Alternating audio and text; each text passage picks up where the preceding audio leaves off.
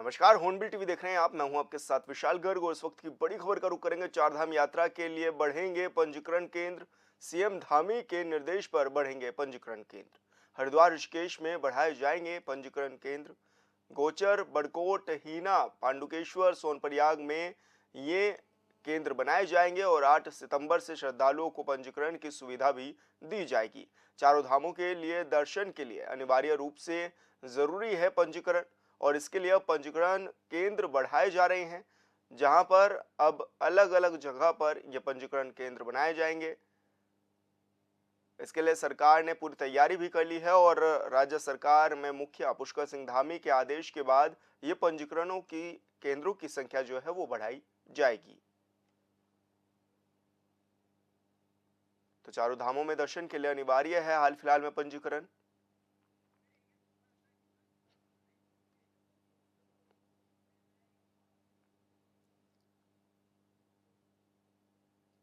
और संवाददाता हिमांशु गौड़ हमारे साथ फोन लाइन पर जुड़ गए हैं। हिमांशु, क्या कुछ जानकारी मिल रही है, किस तरह के ये केंद्र बनाए जाएंगे, कहां कहां पर रहेंगे ये केंद्र? हिमांशु, आपको आवाज मिल पा रही है? जी जी जी जी साहब। हिमांशु, ये जो केंद्र बनाए जा रहे हैं पंजीकरण केंद्र, कहां कहां पर ये बनाए जाएंगे और क्या माने कि इससे यात्रियों को कितनी सुविधाएं मिलेंगी? क्योंकि चार धाम यात्रा अब फिर एक बार अपना पीक करना शुरू कर दिया है। जिस प्रकार से आपदा के बाद केदारनाथ यात्रा को सुचारू रूप से शुरू करना प्रशासन के लिए एक बड़ी चुनौती बन गया था, उसको लेकर अब कहीं न कहीं उत्तराखंड सरकार अब अलर्ट मोड पर है। पंजीकरण बढ़ाने की बात यहाँ पर की गई है। सोनप्रयाग, गौरीकुंड ऑनलाइन पंजीकरण हो, तमाम सुविधाएं, चाहे सोनप्रयाग में पंजीकरण रजिस्ट्रेशन काउंटर खोलना हो, इसी के साथ ही गौरीकुंड है, फाटा है, रुद्रप्रयाग है, अगस्त्य मुनि है, आपका ऋषिकेश है, तमाम स्थानों पर जो है पंजीकरण केंद्र खोले जाएंगे। इसी के साथ ही ऑनलाइन और ऑफलाइन रजिस्ट्रेशन को कहीं न कहीं सरकार जोर देने जा रही है। क्या माने यात्रियों की इस बार कितनी ज्यादा संख्या अब देखी जा सकती है, क्योंकि पिछले दिनों भी देखा था कि रिकॉर्ड तोड़ श्रद्धालु पहुंच रहे थे और हाल फिलहाल में ये भी देखा जा रहा है कि पंजीकरण की तादाद भी क्योंकि काफी ज्यादा बढ़ रही है और ये पंजीकरण अनिवार्य भी है। तो क्या माने कि कितनी बड़ी संख्या में इस बार तीर्थयात्री फिर से चार धामों में रुक कर सकते हैं? बिल्कुल, अगर हम एंडिंग और अक्टूबर का जो पहला शुरुआती मौसम होता है, यानी कमार होने से पूर्व का जो मौसम उत्तराखंड में होता है, वो एक सुहाना मौसम बिल्कुल होता है। हिमांशु, बहुत बहुत शुक्रिया आपका तमाम जानकारी साझा करने के लिए। उत्तराखंड की राजधानी देहरादून में रिंग रोड से लेकर एलिवेटेड रोड तक का निर्माण प्रस्तावित है। जाहिर है इसमें हजारों करोड़ों रुपए का बजट खर्च होगा। बीजेपी सरकार के मुखिया का कहना है कि आने वाले दिनों में जब प्रस्तावित विकास कार्य पूरे हो जाएंगे तो पर्यटकों की भारी भीड़ में इजाफा भी होगा। रिंग रोड से लेकर एलिवेटेड रोड की बात तो आगे की जा रही है, लेकिन मौजूदा वक्त में शहर की स्थिति क्या है और ये तो सरकार भी जानती है और विपक्ष भी। थोड़ी सी बारिश में ही शहर की जान निकल जाती है। ट्रैफिक में लोग घंटों फंसे रहते हैं। फुटपाथों पर कब्जा किया जा चुका है। लिहाजा सवाल उठ रहा है कि इसके लिए जिम्मेदार कौन है। इस रिपोर्ट में देखिए।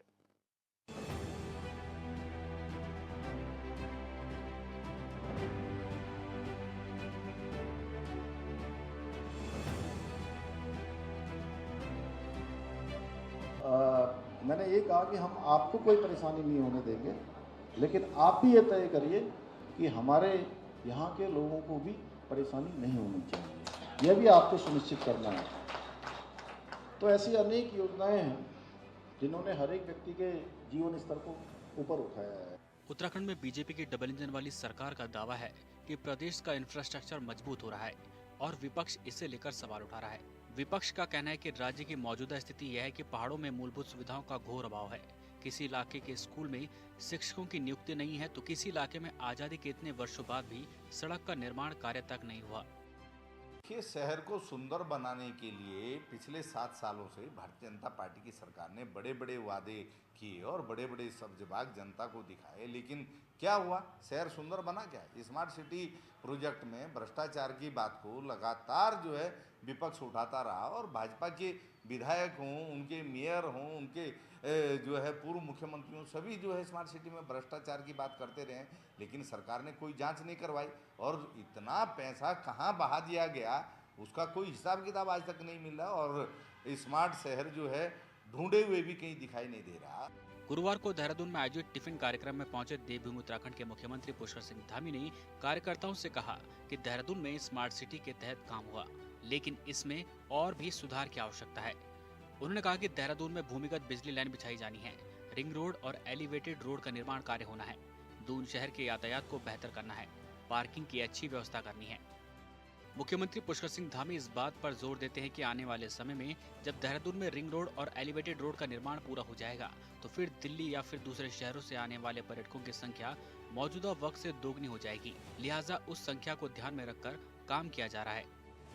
अभी हमने सड़क, शिक्षा, स्वास्थ्य, पेयजल हर क्षेत्र में आज इंफ्रास्ट्रक्चर मजबूत हो रहा है। चाहे वो स्मार्ट सिटी की बात हो, उसमें और सुधार की आवश्यकता है।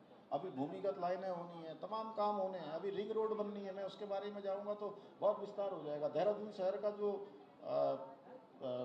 यातायात है उसको और अच्छा करना है, पार्किंग अच्छी करनी है, क्योंकि आने वाले समय में बहुत जल्दी जैसे ही हमारी जो एलिवेटेड रोड का काम पूरा हो जाएगा तो आप ये तय मानिए जितने लोग आज देहरादून में आते हैं उससे कम 2 गुना और ज़्यादा लोग आने वाले हैं।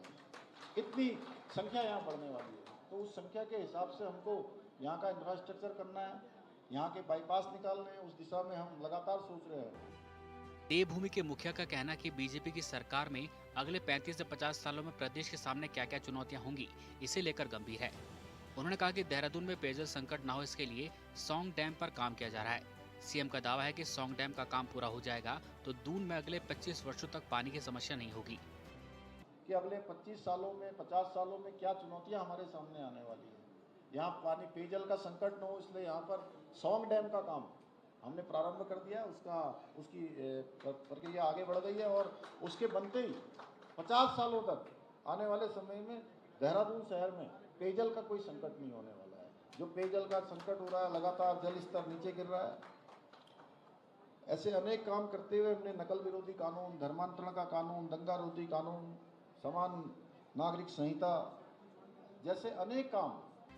सरकार के बड़े फैसले जैसे दंगा कानून, नकल विरोधी कानून, यूसीसी का जिक्र कर सीएम ने कहा कि आने वाले दिनों में लाखों करोड़ों रुपए प्रदेश में निवेश होने वाले हैं, जिससे यहाँ के युवाओं को रोजगार मिलेगा।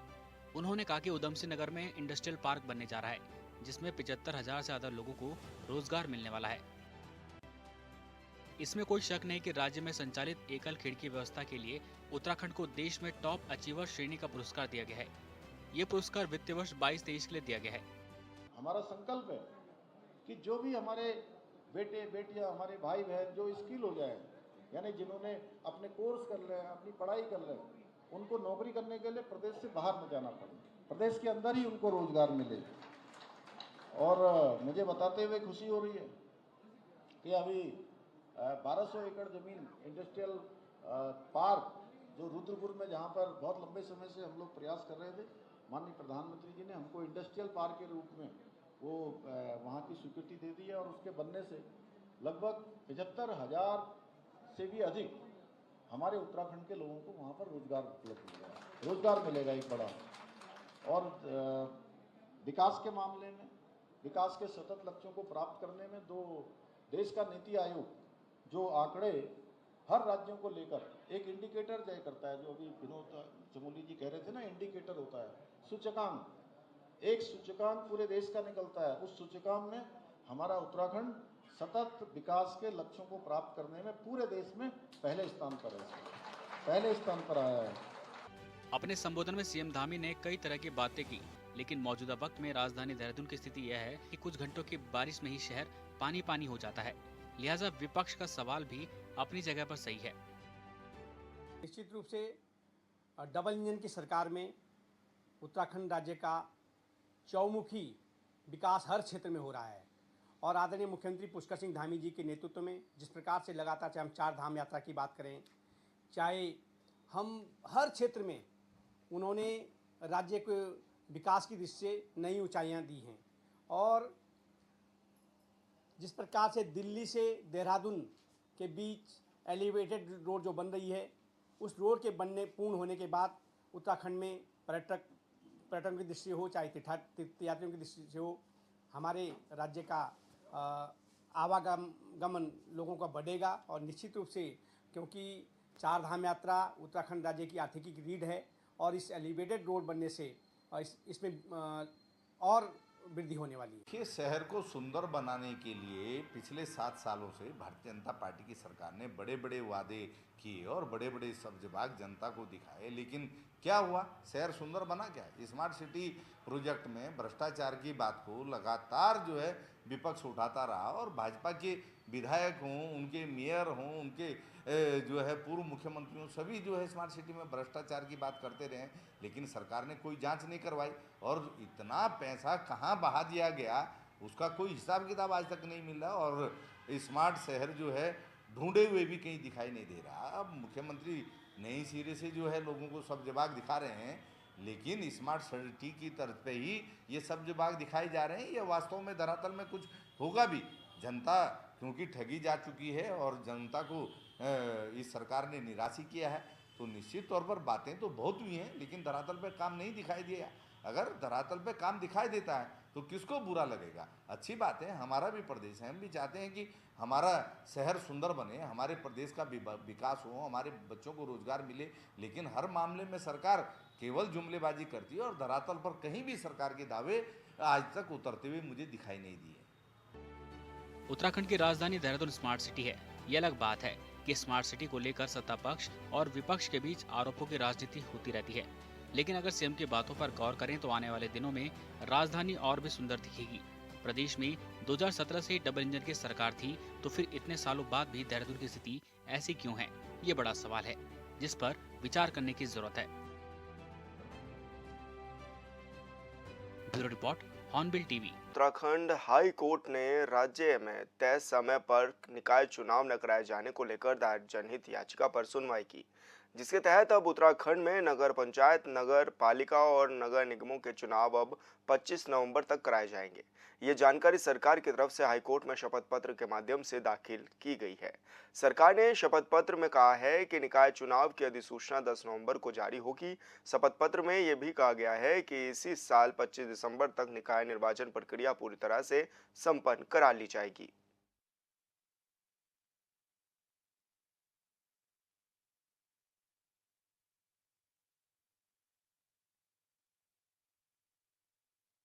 तो आपको बता दें कि 25 नवंबर तक निकाय चुनाव कराने की बात राज्य सरकार ने नैनीताल हाई कोर्ट में शपथ पत्र के माध्यम से कही है।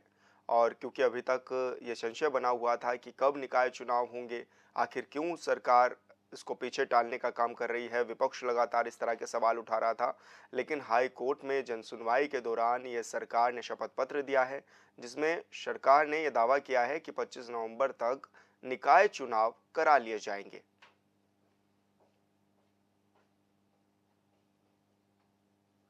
और ऐसे में सरकार ने हाईकोर्ट में ये शपथ पत्र दाखिल किया है, क्योंकि पिछले समय भी हाईकोर्ट ने दखल दी थी। हाईकोर्ट ने कहा था कि सरकार बताए कि कब तक निकाय चुनाव होंगे।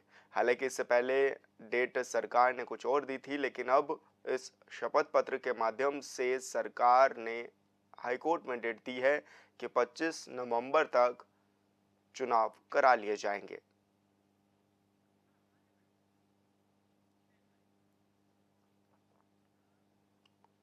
राजकीय शिक्षक संघ की प्रांतीय कार्यकारिणी के आह्वान पर पूरे प्रदेश में जिला मुख्यालयों पर एक दिवसीय धरना प्रदर्शन का आयोजन किया गया है।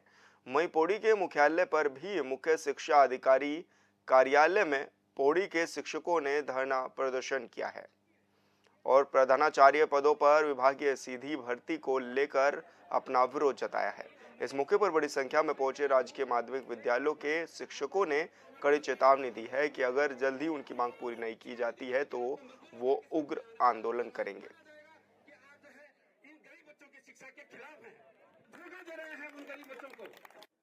ज्ञापन दिया है, उसका अवलोकन भी मैंने किया है, तो हमें उच्च अधिकारियों को ज्ञापन भेज रहा हूँ।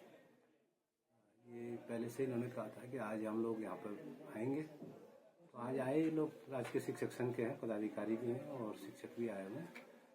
वो ज्ञापन जो उन्होंने दिया है उसको मैं अपने उच्च अधिकारियों को प्रेषित करूँगा। तो उनकी ये है, प्रमोशन की मांग है, प्रधानाचार्य पद पर प्रमोशन की मांग।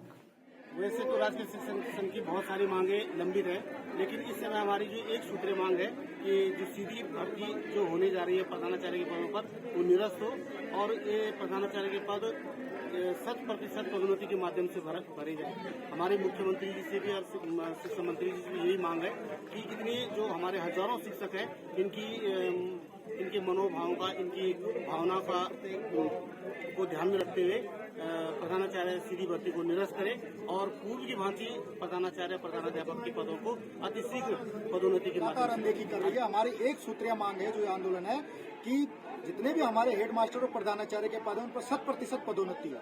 सरकार ने आजकल हाल ही में एक नियमावली लाई है सीधी भर्ती नामक, जो रोलेट एक्ट की तरह एकदम काला कानून है और शिक्षकों के मौलिक अधिकारों पर कुठाराघात है। उसके विरोध में हमारा पूरा शिक्षागण सड़कों पर उतरने को मजबूरन है और पूरे प्रदेश के हर एक जिले के मुख्यालय में आज इसी तरह शिक्षकों का सैलाब उमड़ा हुआ है और आज जनपद मुख्यालय पौड़ी के भी यहाँ पर हजारों शिक्षक आप देख रहे होंगे अगर यहाँ पर उमड़ कर आए हैं। जब तक हमारी मांग नहीं मानी जाएगी सरकार इसी तरह से आंदोलनरत रहेगी।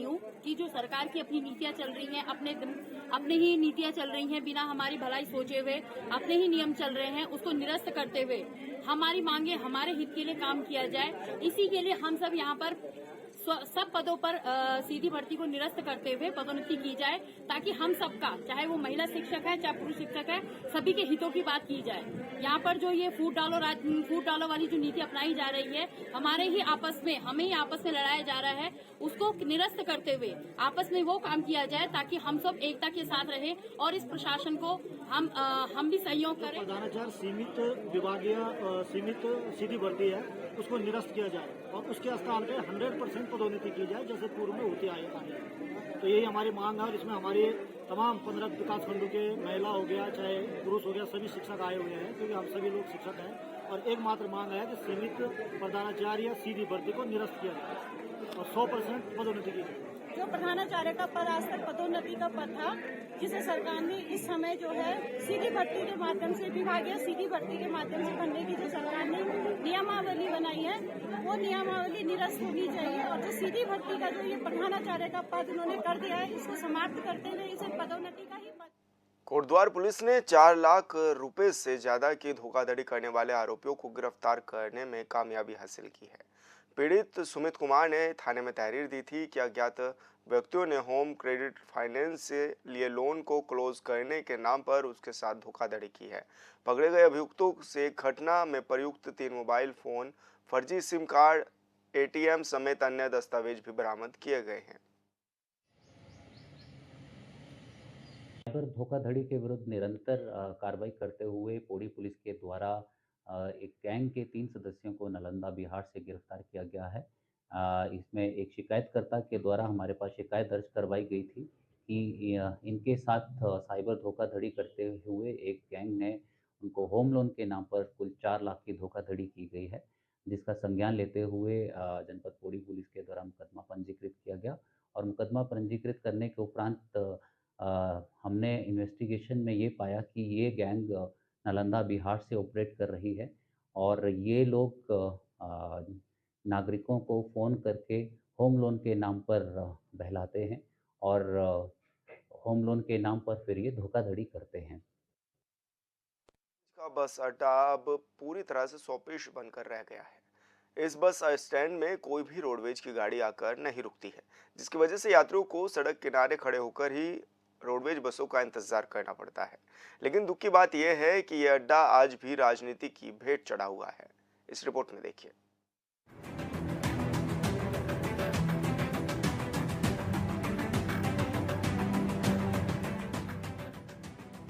धर्मनगरी हरिद्वार के भगवानपुर में कांग्रेस सरकार के कार्यकाल के दौरान आदर्श बस स्टैंड का निर्माण किया गया, जो आज शोपीस बनकर रह गया। इस क्षेत्र से यात्रा करने वाले यात्रियों को काफी दिक्कतों का सामना करना पड़ता है। यहाँ पर बस स्टैंड तो है, मगर इस बस स्टैंड में कोई भी रोडवेज की गाड़ी आकर स्टॉप नहीं करती, जिस कारण यात्रियों को सड़क किनारे खड़े होकर ही रोडवेज बसों का इंतजार करना पड़ता है। सर वहाँ पे बसें नहीं रुकती और धूप में बारिश में हमें वेट करना पड़ता है। वहाँ बसें नहीं रुकती, इसलिए यहीं जल्दी आके रुकती है बसें, यहीं वेट करते हैं बसों का। वहाँ पर कुछ बस नहीं जाती है वहाँ? नहीं सर। तो सिर्फ शोपीस बन के रह गया वो? जी सर। सफर करने वाले यात्रियों का कहना है कि भारी बारिश या फिर चिलचिलाती धूप में खड़े होकर ही बस का इंतजार करना पड़ता है। यात्रियों को शौचालय के लिए भी काफी परेशानी होती है। मौजूदा वक्त में बस स्टैंड में रात के समय रुड़की देहरादून से होकर गुजरने वाली रोडवेज बस विश्राम के लिए आती है। अगर परिवहन विभाग इस तरफ ध्यान देकर इस रूट से गुजरने वाली बसों के चालक और परिचालकों को रोडवेज बस स्टैंड पर ही बस रोकने के आदेश दे तो यात्रियों की इस समस्या का समाधान हो सकता है। स्थानीय निवासी नासिर परवेज का कहना है कि बीजेपी की सरकार कोई विकास नहीं करती, सिर्फ हिंदू मुस्लिम की राजनीति करती है। कांग्रेस के कार्यकाल में निर्माण हुआ, इसलिए सरकार ध्यान नहीं दे रही। देखिए, इस क्षेत्र की एक बहुत ज़रूरत के रूप में बस अड्डे का निर्माण कराया गया माननीय स्वर्गीय सुरेंद्र राकेश जी द्वारा और कांग्रेस सरकार के द्वारा ये बस अड्डे का निर्माण हुआ। निश्चित रूप से ये एक बहुत सख्त ज़रूरत थी क्षेत्र के लोगों की, उसके मद्देनज़र रखते हुए जो है ये निर्माण हुआ। लेकिन अफसोस की बात यह है कि जब से भाजपा सरकार आई है, जितने भी काम कांग्रेस के टाइम में हुए उनको कहीं ना कहीं अटकाने का काम इस सरकार ने किया है और ये जनता की समस्याओं से इनके इस सरकार का कोई सरोकार नहीं है। ये सिर्फ हिंदू मुस्लिम करके अपनी राजनीति चमकाना चाहते हैं, इसके अलावा उनके बात कुछ नहीं। बस स्टैंड में शौचालय, पीने के पानी समेत तमाम सुविधाएं हैं, लेकिन धीरे धीरे सब बर्बाद होती जा रही है। इस संबंध में यात्री संजय गर्ग ने बताया कि स्वर्गीय सुरेंद्र राकेश जब कैबिनेट मंत्री थे, उनका सपना था कि क्षेत्रवासियों को रोडवेज बस स्टैंड का भी लाभ मिलना चाहिए, लेकिन ऐसा नहीं हुआ। क्षेत्र विधायक ममता राकेश का कहना है कि बस स्टैंड का निर्माण कार्य तो हुआ, लेकिन इसका संचालन नहीं हो सका। उन्होंने कहा कि इसके लिए सरकार से भी अपील की गई है। स्टैंड बन करके तैयार हुआ। हम स्वर्गीय सुरेंद्र राकेश जी ने इस बस स्टैंड को बनवाने के लिए प्रयास करने शुरू कर दिए गए थे, लेकिन दुर्भाग्य रहा कि उनके समय में नहीं बन पाया। उसके बाद में मैं इसके लिए प्रयासरत रही और ये बस स्टैंड बना। लेकिन एक और ट्रेजेडी उस समय हुई। उस समय तत्कालीन परिवहन और समाज कल्याण मंत्री स्वर्गीय चंदन राम दास जी का, मंत्री जी का उस समय निधन हो गया। उसी की वजह से ये बस अड्डा पूरी तरह से अभी तक संचालित नहीं हो पाया है। मैंने इसके लिए शासन में भी पत्र लिखा, माननीय मुख्यमंत्री से निवेदन किया है कि इस बस स्टैंड का नाम स्वर्गीय सुरेंद्र राकेश बस स्टैंड के नाम पर रखा जाए। कांग्रेस के आरोपों पर बीजेपी के नेता डॉक्टर राकेश सैनी का कहना है कि बस स्टैंड के लिए जगह का चयन ठीक से नहीं हुआ था। उन्होंने कहा कि लंबी बसों को स्टैंड तक पहुंचने में काफी परेशानी होती है, इसलिए बस चालक बस लेकर स्टैंड तक जाना नहीं चाहते। लेकिन सच तो यह है कि रात में कुछ बस चालक बस लेकर बस स्टैंड में यात्री विश्राम के लिए जाते हैं। बस स्टैंड का चयन जहाँ पे हुआ है, एक तो जगह कम है, बहुत कम। दूसरी बात, उस जगह पर पहुँचने के लिए बड़ी बस जाने में तो बड़ी दिक्कत होगी। छोटी बस अगर चली जाए खानपुर चौराहे पर, यदि जाम लग जाए तो जाम की समस्या तो हमेशा रहती है वहाँ पर। यदि जाम लग जाए तो गाड़ी घंटों घंटों वहीं खड़ी रहेगी। तो इसलिए अब ड्राइवर को समय से पहुँचना है, सवारी को समय से पहुँचना है, तो इसलिए लोग बाग सीधे निकल जाते हैं ज़्यादातर। इसी यही वजह है वो जो बस स्टैंड है वो करोड़ों रुपया लगा हुआ बेकार गया। अब सरकार देखेगी या तो यहाँ इस जगह कर रही कि मेरा कोई फीता काटने वाला आ जाए, यहाँ बस रुक जाए। हमारे बच्चे सहारनपुर जाते हैं, यात्री सहारनपुर जाते हैं। भगवानपुर से रोजाना सैकड़ों की संख्या में यात्री निकलते हैं देहरादून, सहारनपुर, रुड़की, अन्य क्षेत्रों के लिए। यहाँ सब बसें आती हैं। देहरादून से दिल्ली वाली आती हैं, हरिद्वार वाली आती हैं, सहारनपुर जाने वाली, अम्बाला जाने, हरियाणा, हिमाचल जाने वाली सारी बसें यहाँ से गुजरती हैं। लेकिन दुर्भाग्य ये है भगवानपुर का कि यहाँ पर एक भी बस नहीं रुकती। करोड़ों रुपए की लागत से आदर्श बस स्टैंड का निर्माण हुआ, फिर भी स्थानीय लोगों को फायदा नहीं हो रहा और ऊपर से बीजेपी और कांग्रेस वाले इसे लेकर राजनीति कर रहे।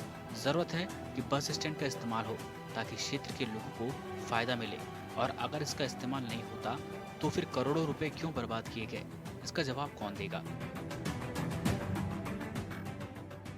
Bureau report, hornbill TV. और बड़ी खबर का रुख करेंगे। जोशीमठ नीति मलारी राष्ट्रीय राजमार्ग लाता के पास चट्टान टूटने से 24 घंटे से बंद। लगातार हाईवे पर पहाड़ी से पत्थरों और बोल्डरों का गिरना जारी, जिसकी वजह से यात्रियों को हो रही काफी परेशानी। धौलीगंगा घाटी से सटे सुरई थोटा मलारी नीति घाटी के ग्रामीण जान हथेली पर रखकर कर रहे आवाजाही। तो बड़ी खबर आपको बता रहे हैं, जहां पर पहाड़ी से बोल्डर गिरने से रास्ते बाधित हो रहे हैं और साथ ही जान हथेली पर रखकर पैदल आवाजाही करने को ग्रामीण मजबूर हो गए हैं।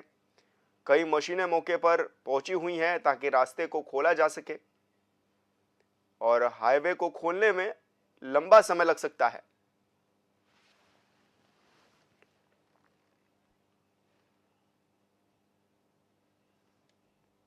और फिलहाल इस बुलेटिन में इतना ही। आप देखते रहिए हॉर्नबिल टीवी। नमस्कार।